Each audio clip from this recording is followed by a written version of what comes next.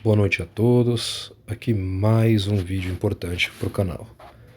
O primeiro-ministro de Israel, ele fez um comentário, ontem, e ele disse que Israel está pronto para responder se o Irã atacar israelenses na Turquia. Por que ele está falando isso? Porque o Irã ameaçou atacar israelenses, turistas que visitam a Turquia. Eles têm facções, esses grupos, eles financiam grupos de terror para fazer esses ataques aí, né?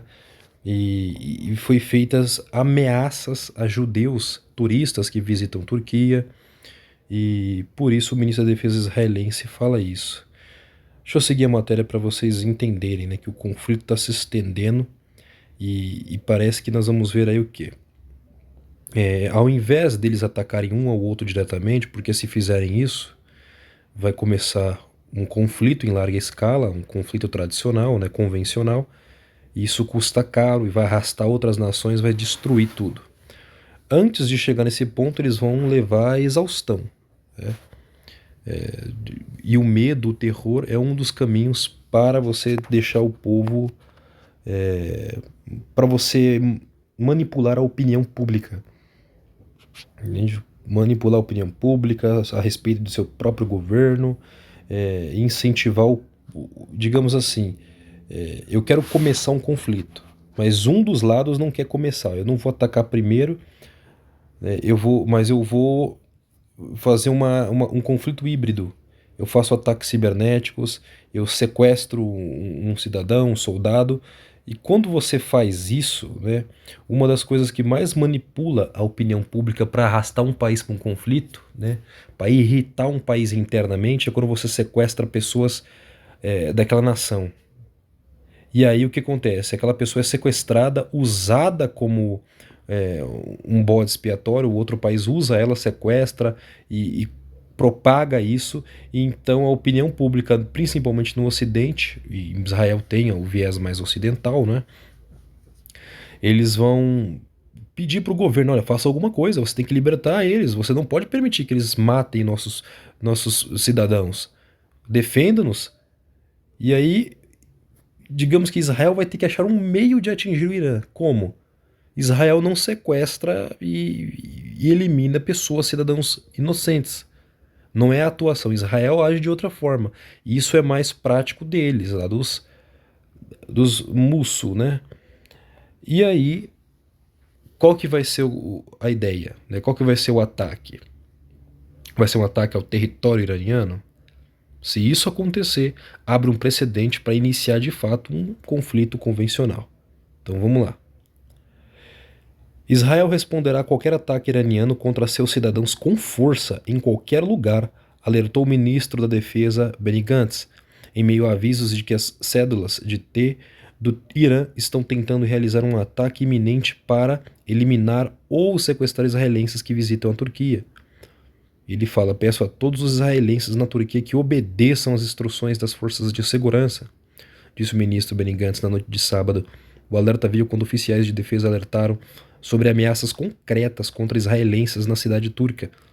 Estima-se que 2.000 israelenses estejam visitando, abaixo dos 5.000 no início da semana.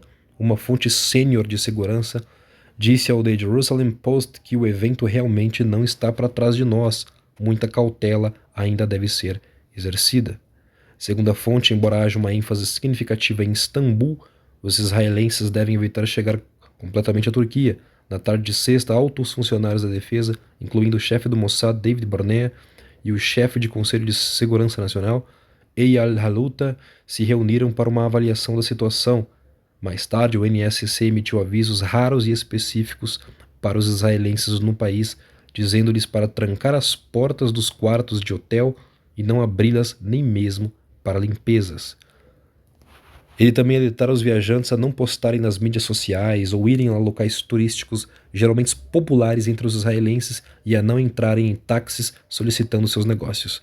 De acordo com Haaretz, um dos cenários com os quais Israel está preocupado é uma célula iraniana se infiltrando em um hotel para sequestrar ou eliminar hóspedes israelenses, enquanto o outro cenário eram membros de célula turca local se passando por guias turísticos para abordar israelenses para sequestrá-los. Outros cenários possíveis incluem bombardeios.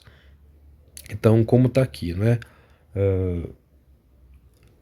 A ordem de Israel para seus cidadãos, né? Eles emitem uma ordem: vocês que estão na Turquia, fiquem no hotel, não saiam por nada, tranquem a porta e não abram nem para limpeza, porque pode ser que alguém aí esteja sendo pago para fazer uma ação, né? Então, assim, irmãos, todo mundo, você entende que nesse cenário, por que é um conflito híbrido no mundo? Tá? Por que é um conflito híbrido? Né? As pessoas não entendem. Imagina o seguinte: qualquer pessoa nessa situação, um agente de inteligência, tá? Uma pessoa que trabalha para um serviço de inteligência, você não sabe quem é. Pode passar por você na rua numa operação e você não sabe quem é. Eles são extremamente discretos e muito inteligentes, muito sagazes, e isso é crucial para esse serviço. Mas vamos lá, é dada uma ordem lá do centro de inteligência persa, e isso passa por todas as cadeias de comando até chegar lá na sua facção que eles têm, que eles financiam lá dentro do país da Turquia.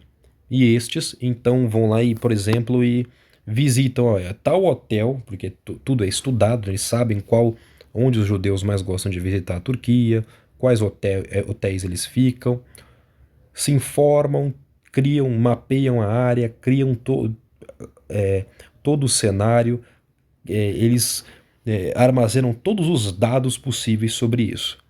E aí eles chegam no hotel, pega um dos que trabalham lá dentro, oferece uma mala de dinheiro: eu te dou tantos milhões aqui, né, de lira turca, e você só preciso que você vá em algum quarto onde tem um israelense, né, um grupo de israelenses. Você vai fazer uma limpeza normal, só que eu vou te seguir. Você vai me levar, você vai me abrir as portas para eu entrar lá em cima também, chegar nos quartos, e o resto é comigo, só facilita para mim. Ou ameaça, né? Ou ameaça, como por exemplo, como que eu vou ter acesso a um lugar que você trabalha? Aí a pessoa, vamos lá e primeiro sequestra um parente daquela pessoa que trabalha naquele hotel, e ela, sob essa circunstância, né, com medo, ela não tem escolha, entende? E aí esses conflitos vai começar a gerar o medo, né? O medo uns dos outros, vai causar ainda mais medo na população, porque vai começar países usando cidadãos, e isso é muito mais forte no Islã, né? Os radicais do Islã fazem muito isso. E aí, irmãos, quando isso acontece, gera terror, medo na população, medo, medo. Tá? Por que que o terror é muito bem usado por eles e algumas nações? Quando eu crio um terror na população, eu crio a doutrina do choque. Eu causo um choque na população. E sob medo, tá? Quando uma pessoa está sob medo, ela é facilmente conduzida. Ela tem que ser guiada, conduzida, porque o medo, ele bloqueia a parte lógica do teu cérebro. Você perde a lógica, né? A lógica para de funcionar. Você perde a capacidade de tomar decisões de longo prazo e, inclusive, de identificar e pensar nas consequências das suas opiniões. Você perde a capacidade de decidir. Teu cérebro fica sob alerta e medo constante. É liberado muita adrenalina no teu sangue. E nesse caso você fica mais suscetível a sugestões de outros para te conduzir, ó, vai por ali, porque você perde a capacidade de tomar uma decisão, mas o medo, ele gera em você a necessidade de resolver aquele problema, de ficar em segurança.